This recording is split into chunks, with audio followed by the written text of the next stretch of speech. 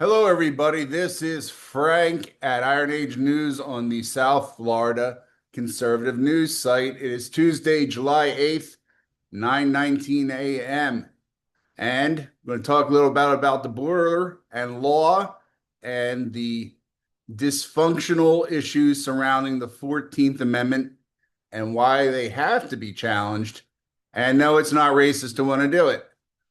So, we're going to be talking about birthright citizenship exclusively because we already have freed the slaves and we don't have to go through that whole part of it. Okay. So, the big question amongst people in the United States who are not socialists is why are we giving citizenship to the children of people who entered the country illegally? And everyone yells 14th Amendment. And the truth is, that was never the intention of the 14th Amendment. Okay, so that is the short answer you can always give people. So we'll give you a little bit more of the longer answer as soon as everything bumps itself up. Okay, so from the text of the 14th Amendment, which you should always at least have it around. Not everybody remembers all the amendments. I'm like everybody else. Trust me, I'm not a Charlie Kirk who has to memorize his shit every day. I also don't get $40 million to memorize it. So I can always look it up for now. All persons born or naturalized in the United States and subject to the jurisdiction thereof are citizens. I am a birthright citizen. Possibly you are if you're out there listening and you live in the United States and you are a U.S. citizen. Okay. Your parents were U.S. citizens. You're a birthright citizen. Okay. That's sounds easy enough, but it's not as easy because of the law. So let's be honest. Most people stop at born here and they call it a day. Okay. You're here. All right. This is not like we had the problem with wet foot, dry foot. If you ever hear about that when it comes to being allowed to stay in the country, we had it here with the Cubans and the Haitians. That as long as they could break the law and get to the beach before they got caught, they were allowed to stay, which should have been, it was actually removed under, was it Biden? Biden, I think, removed it. And Obama had thought about it, but Biden definitely did it. And that removed that whole thing with the law because it made no sense to reward people who broke the law with being allowed to stay in the country, which is why you see this thing now when they talk about the Haitians and everybody goes crazy. A lot of them came here wet foot, dry foot. Okay. We used to have them on television where they'd steal boats and shit, and you see them run them up onto the beach and everybody just runs off. Okay.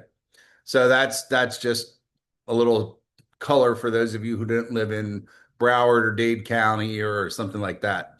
So, but the second clause that we're talking about, the first was all persons born or naturalized in the United States and subject to the jurisdiction thereof are citizens.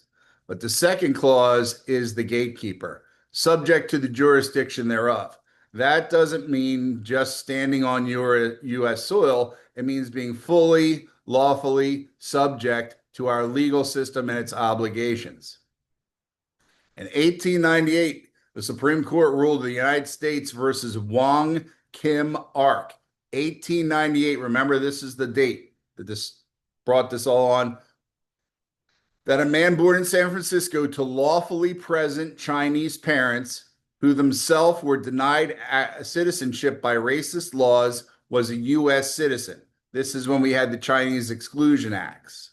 Okay. So by no fault of their own, the parents who came to the country lawfully were denied citizenship by the United States government. Their son, the man in the Wong Mark case, was born here and was considered to be a U.S. citizen. So let's be clear once again. The parents were here illegally. I'm sorry, the parents were here legally. Wow, right? Just ruined my own case. The parents were here legally in the first place. The United States government passed the Exclusion Act, which made them illegal. The child was born while they were legal. Okay? That's simple. Legal parents, legal child. That was it. That's all you have to remember about that for now. So the parents were here legally with an L. They weren't smugglers or traffickers or visa jumpers. They weren't gaming the system. They were permanent residents obeying the law, just not allowed to naturalize by the United States government. So that's a world away from what we're seeing now. Okay. So fast forward to today. We have a term called an anchor baby. I don't know if you've heard of an anchor baby, but the anchor baby loophole is what has caused all of this. So what you do is illegal border crossers usually bring a late term pregnancy with them. They rush into the US with this woman who's pregnant or very close to delivery. Let's put it this way.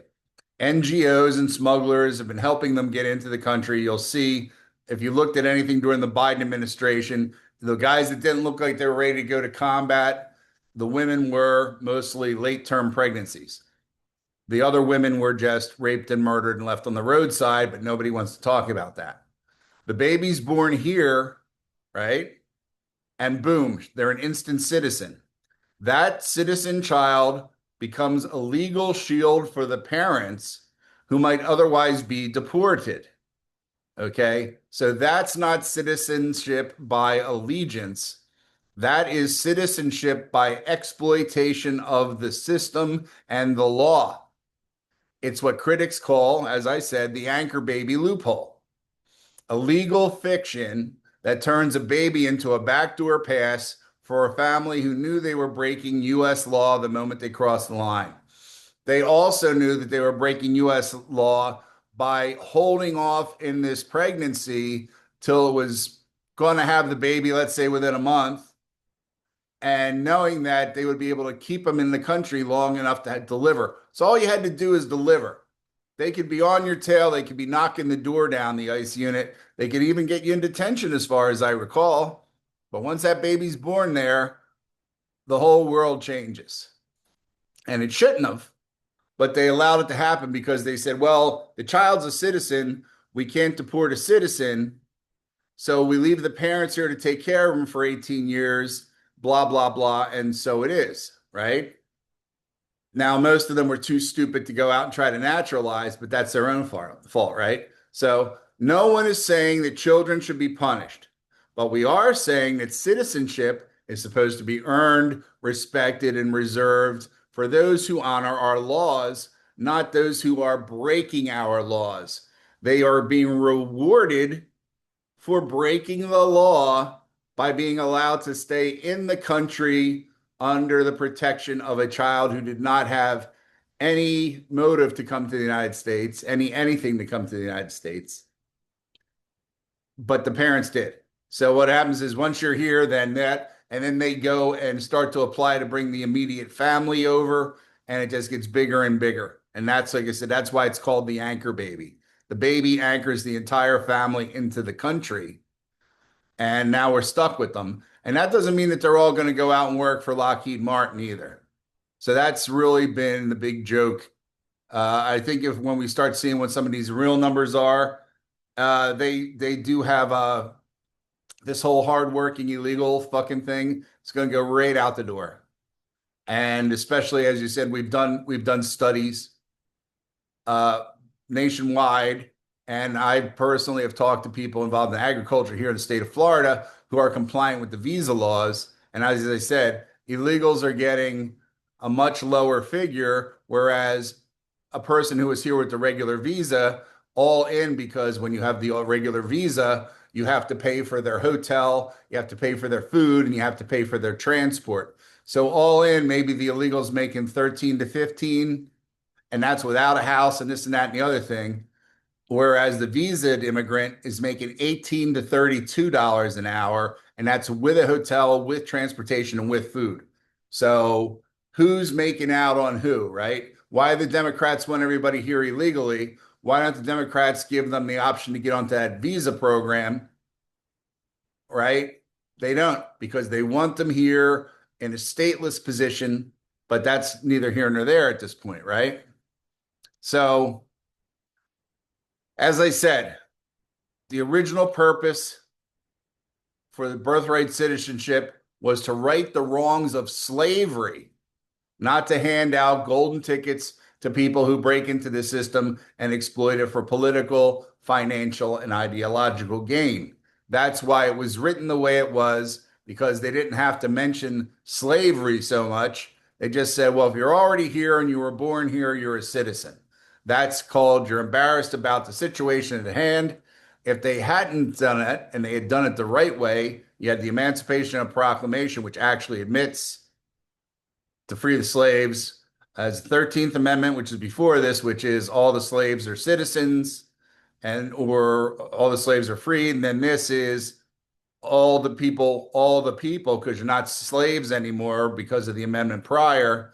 All people born in the United States are citizens, none of which has to do with somebody slipping across from Tijuana. All right. So the next time somebody's going to tell you the 14th Amendment says anyone born here is a citizen, you have to ask, does that apply to someone who entered the country illegally, gave birth 2 days later, and then used that child to avoid deportation?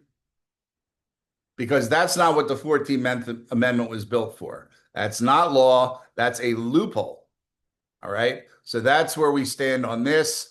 I would like to see this challenge. This ruling has not been challenged since 1898. That's why I'm going to tell you about 1898 and the name of that case, because it has not been challenged in a court. Not that it's unassailable. This is the thing. It's not like it was such a fucking deal that they couldn't figure out what to do. They have not challenged it, which is the part that will be challenged. Because what you're having there, like I said, is an issue that is very much different from acknowledging the slavery issue by making everybody, all the children of freed slaves, citizens, which is what it is, versus somebody slips across the border to have a kid so that they can bring their whole family in here. And I'll tell you what, if you look at the ones that come in on the anchor, you ain't going to find a lot of hard workers in that one, because they are set up for welfare for life. Life of that child, 18 years of that child. And some of them, I'm not going to talk about the niceties of how things go with if somebody can prove that one of the parents is dead, because then SSI kicks in, there's even more money, shit like that. So that's where this is going. The Democrats can lie as much as they want.